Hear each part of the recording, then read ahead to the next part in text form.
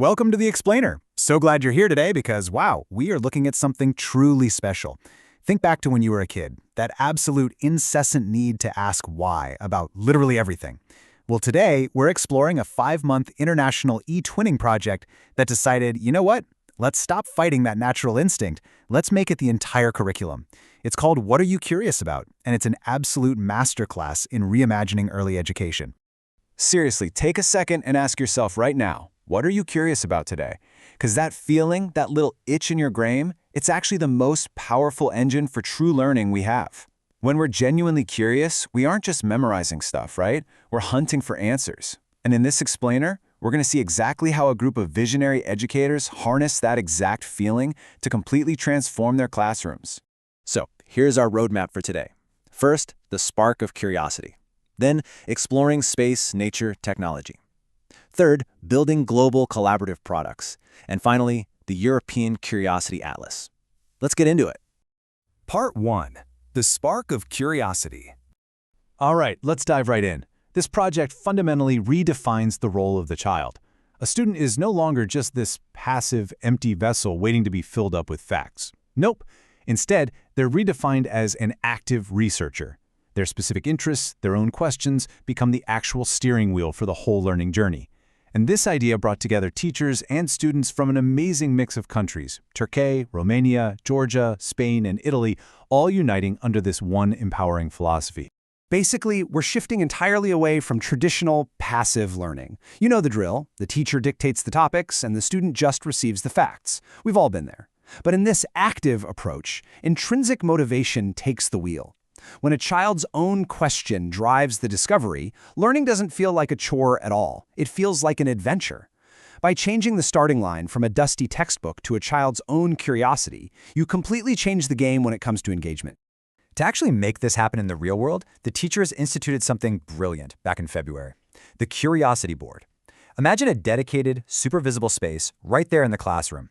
And alongside it, they had these physical curiosity baskets.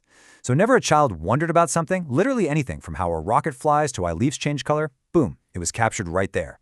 They collected hundreds of foundational questions this way. It made the invisible spark of curiosity incredibly tangible. Part 2. Exploring space, nature, and technology. Now, this wasn't just a free-for-all, it was actually highly structured. February was all about discovering that initial spark. Then, they took the students' questions and bucketed them into themes. So March became the month of space, April was dedicated to nature, and May focused on technology and engineering. It gave the students a really logical, predictable flow while still keeping their organic interests right smack in the center of the curriculum. Looking at March, the space expedition was just phenomenal. The kids were diving deep into planets, stars, rockets, galaxies, astronauts, the whole 9 yards. But they weren't just passively reading. They were presenting their findings to classmates using physical models and experiments.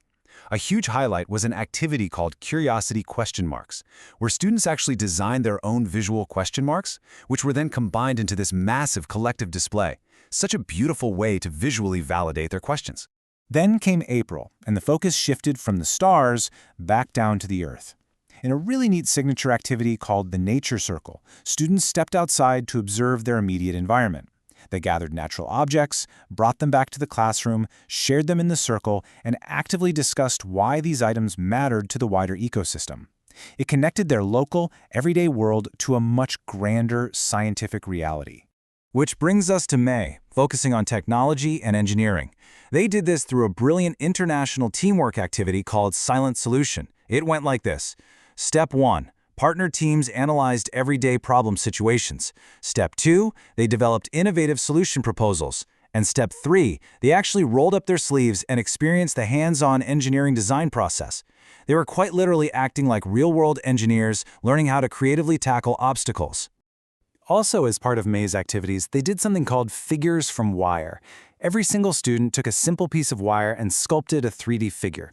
And when they placed them all together, it served as this incredibly beautiful tactile metaphor for the whole project. It showed how distinct individual contributions can be woven together to build a really powerful shared purpose. Part 3. Building global collaborative products. So each of those monthly themes actually culminated in a shared digital product across Europe. In March, the space theme resulted in the European Space Question Wall, taking all those space questions and digitizing them in one spot. In April, the nature theme birthed Nature in Pieces, A Story as One, which was an actual international digital storybook where different partner countries created different chapters. And in May, technology led to a product called One Button, Many Voices.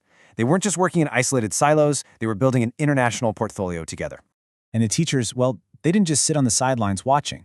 They used a platform called Mentimeter to create the European Curiosity Cloud, which was a space specifically for their own questions and curiosities.